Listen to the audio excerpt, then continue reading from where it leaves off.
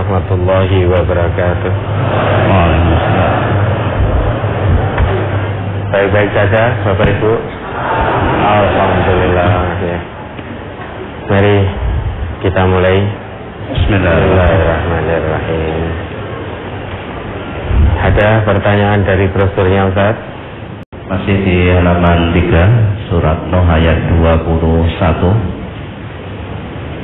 Qala nuhur rabbi innahum asawni wattaba'u man lam yazidhu maluhu wa waladuhu illa khasara.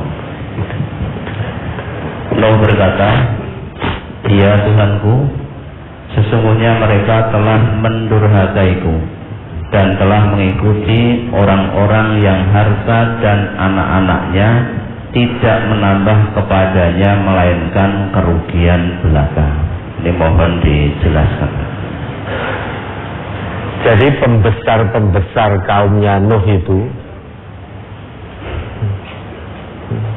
terus menolak seruan dakwah Nabi Nuh dan mengatakan kepada rakyat biasa agar jangan mentaati Nuh, dengan mengatakan bahwa Nuh ini hanya manusia biasa seperti kita. Nasihat-nasihat yang keluar dari Nuh itu hanya nasihat yang dibuat-buatnya sendiri. Maka jangan ikuti. Sehingga masyarakat atau kaum Nuh pada waktu itu beramai-ramai berbondong-bondong mengikuti apa yang dikatakan oleh pembesar-pembesar kaumnya. Nah, pembesar-pembesar kaumnya ini punya harta yang melimpah, keturunan yang banyak dan sukses. Padahal yang namanya harta dan keturunan yang banyak dan sukses itu bukan jaminan di sisi Allah. Untung ruginya seseorang bukan ditentukan seberapa banyak kekayaannya ketika di dunia, seberapa sukses anak-anaknya ketika di dunia. Bukan itu tolak ukur kemuliaan di sisi Allah. Bukan itu tolak ukur kebahagiaan di sisi Allah. Makanya di ayat lain Allah ngendika fa'ammal insanu idza mabtalahu rabbuhu fa'akramahu wa na'amahu fayaqulu rabbi akraman wa amma idza mabtalahu faqadara alaihi rizqahu fayaqulu rabbi ahanan. Coba diingat kembali itu Quran surat Al-Fajr ayat 15 dan 16. Surat Al-Fajr nomor surat 89 ayat 15 dan 16. Fa'ammal insanu idza mabtalahu rabbuhu fa'akramahu wa na'amahu fayaqulu rabbi akraman wa amma idza mabtalahu faqadara alaihi rizqahu fayaqulu rabbi ahanan. Adapun manusia, apabila Tuhannya mengujinya, lalu dia dimuliakannya dan diberinya kesenangan, maka dia akan berkata, Tuhanku telah memuliakanku. Adapun bila Tuhannya mengujinya, lalu membatasinya rezekinya, maka dia berkata, Tuhanku menghinakanku. Ini ciri dasar manusia-manusia yang durhaka kepada Allah. Ada sebagian manusia yang melihat kemuliaan di dunia ini karena harta. Jika dia diberi harta yang banyak oleh Allah, dia meyakini bahwa Allah telah mencintainya. Kalau Allah tidak mencintainya, tidak mungkin Allah akan berikan harta yang melimpah pada dirinya. Maka dengan demikian dia akan berlaku semena-mena. Tidak mungkin Allah akan mengazabku kalau Allah mencintaiku. Buktinya aku diberi pangkat yang tinggi. Buktinya aku diberi harta yang melimpah. Orang itu kalau sudah mencintai seseorang tidak mungkin akan menimpakan madarat. Nah, Allah mencintaiku dengan harta yang diberikan ini. Ini tanda bukti kecintaan Allah kepadaku. Maka dia akan berlaku semena-mena, sewenang-wenang,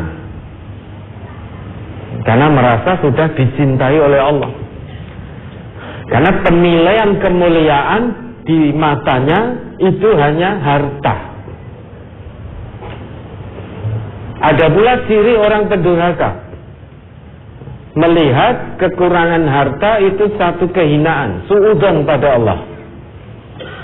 Oh, ini berarti Allah tidak mencintaiku, berarti Allah menghinakanku. Buktinya apa? Saya sudah sholat, sudah puasa, saya sudah berusaha jadi orang soleh, ning tetap harta dibatasi oleh Allah. Saya tetap miskin, saya tetap fakir. Katanya orang sholat itu akan mendapat pertolongan dari Allah. Nyatanya saya sakit, keluarga sakit, tidak ada biaya untuk berobat. Ini benar-benar ini Allah telah menghinakanku. Sehingga dia akan sampai pada keyakinan i'tiqad, wis ora perlu sholat meneh. Nyatane wong kae ora sholat, duwite akeh. Karirnya lancar, tidak sholat itu. Bisa makan kenyang. Sakit, mau di rumah sakit, milih kamar VIP ya iso. Saya sholat, nyatane antri berbulan-bulan mau ke rumah sakit saja. Misalkan begitu. Sampai pada keyakinan semacam itu. Sehingga dia berpikir, halah, taat apa maksiat ya sama saja, saya tetap melarat. Saya mau taat atau maksiat sama saja, saya tetap melarat. Kalau sudah sampai pada keyakinan seperti itu, kira-kira dia akan taat atau maksiat? Maksiat. Sehingga kebanyakan manusia yang tanpa iman, begitu pula kaumnya Nabi Nuh ini melihat banyaknya harta, suksesnya anak-anak, itu sebagai hasil ujian.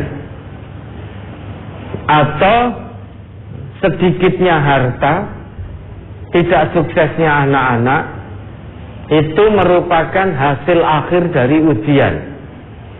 Padahal menurut Allah tidak. Yang namanya harta melimpah yang Allah berikan, anak-anak yang sukses, pinter-pinter, atau harta yang Allah batasi, karir yang Allah batasi, anak-anak yang tidak sukses, dalam arti tidak terlalu pinter, itu semuanya merupakan bahan ujian, materi ujian dari Allah, bukan sebagai hasil ujian. Hasil ujiannya disampaikan oleh Allah kelak di hari perhitungan, di hari kiamat.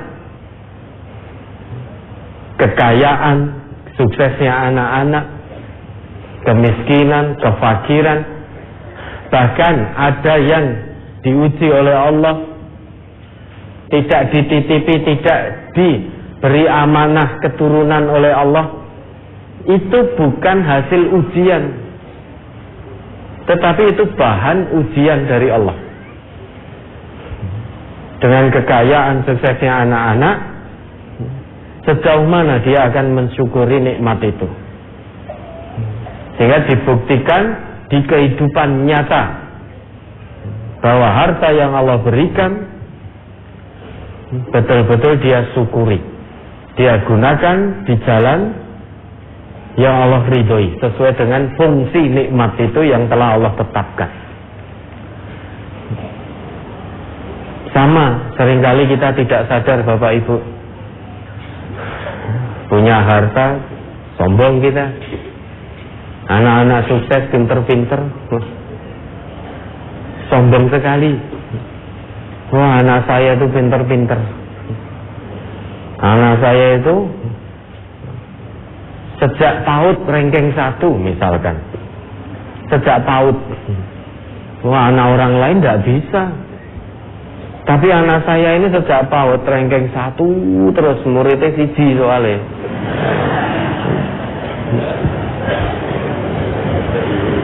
Sehingga ranking jadi acuan, ranking jadi acuan. Ketika rankingnya merosot, orang tua marah. Orang tua marah. Akhlaknya merosot, biasa saja. Seringkali kita keluar-keluar di mana-mana bahwa anak saya, keturunan saya ini luar biasa, jenius semuanya. Tanpa sadar sudah sombong. Kalau itu yang terjadi, bersikap terhadap harta yang Allah titipkan, keturunan sukses yang Allah titipkan, sikapnya seperti itu, maka harta dan suksesnya anak-anak hanya akan menambah kerugian demi kerugian di sisi Allah. Sama dengan harta yang dimiliki pembesar-pembesar kaumnya Nabi Nuh. Anak-anak yang mereka miliki, keturunan-keturunan mereka yang sukses, itu ternyata menyilaukan orang awamnya, sehingga lebih memilih mengikuti pembesar-pembesar negerinya daripada mengikuti seruan Nabi Nuh. Karena yang dilihat, oh ini pembesar negeri, hartanya banyak, anaknya sukses-sukses, oh ini mulia, ini orang-orang yang mulia, maka lebih baik saya mengikuti pembesar-pembesar negeri ini, pembesar-pembesar kaumnya Nabi Nuh, karena sudah terbukti punya harta mewah, pangkat dan kedudukan tinggi, anak-anaknya, keturunannya sukses. Kalau ingin mulia, saya ikuti ini daripada saya ikuti Nabi Nuh, sengsara.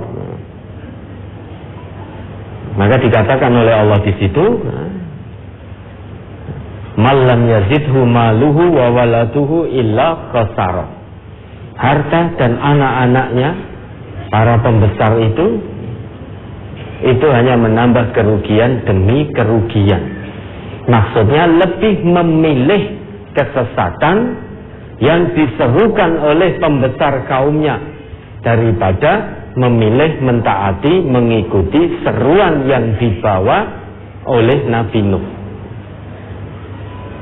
Maka tolak ukur sukses mulia di sisi Allah bukan banyaknya harta, bukan pula suksesnya anak-anak kita.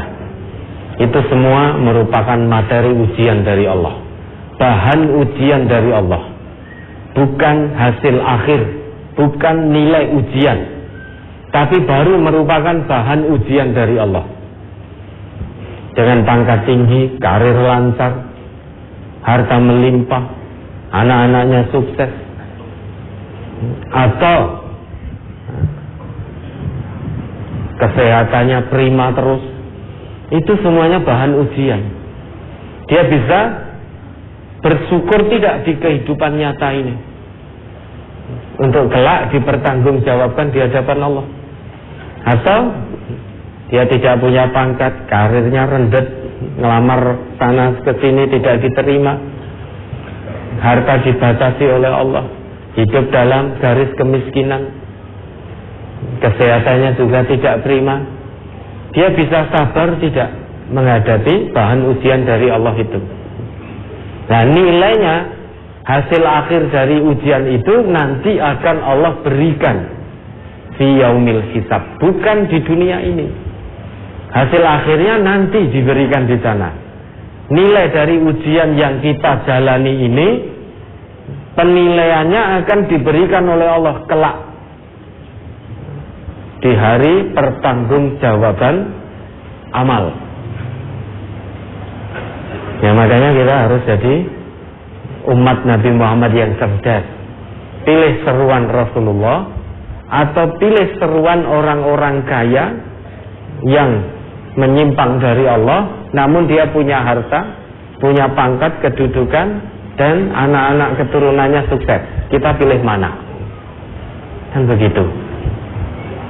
Ya, ada lagi?